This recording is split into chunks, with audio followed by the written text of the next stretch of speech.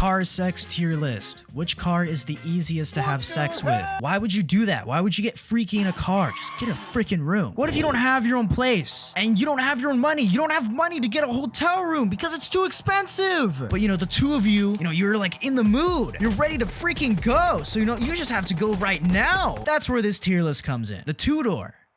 No, the two-door is terrible. This, you can roll back the seat and probably get something going, but overall, you just have no space. There's not enough space to really do anything. Next up, we got the four-door. The four-door, it's doable, but cramped. It really depends. Some of them just don't have enough width in the car to, really stretch your legs. You can go into the back seat and roll the front seats forward, but you only have so much space. Some cars have like a center console in the middle to where you just can't move that at all. Some of them have like this ginormous bump in the middle. Some of them have the cup holder there too. Next up, we got the SUV. The SUV, it's manageable. You can roll the front seats forward, pull down the back seats, and then back there you got a pretty good livable space. There's some people that even live out of their cars from SUVs. Now whether they get freaky in there, that's a different story. Now next up, we got the giant SUV. The giant SUV, this is going in manageable. It's pretty manageable. It's not going in pretty good because you don't really have any room to stand up in a big SUV, especially in the back. Yeah, there's plenty of room to lay down, yes, so that's pretty nice, but you can only do so much with 3 or 4 feet of headroom. We got the truck.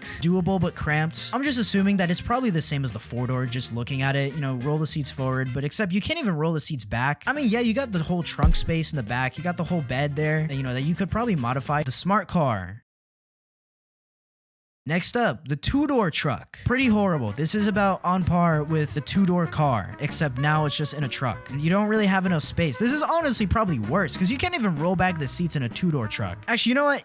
Just no. Next up, we got the hatchback. This really depends on the brand that you have. There's some that are like super deceptive to where it's like, damn, this is a whole room back here. But then other ones, it's more cramped than others, on par with the four-door. Doable but cramped because it really depends on the make and model. I used to own a hatchback, but I'm not gonna explain anything for obvious reasons. Now we got the van. This is probably pretty good. I wouldn't know because, I've never been trafficked for free candy or free Robux. Anyways, next up, we got the semi-truck. I'm not sure if any of you guys have seen those videos of the semi-trucks where they just, after a long day of work, and they go back to the back seat and it's an entire room back there. They got a whole TV, they got a whole bed. This is a portable freak room. Anyways, next up, we got the RV.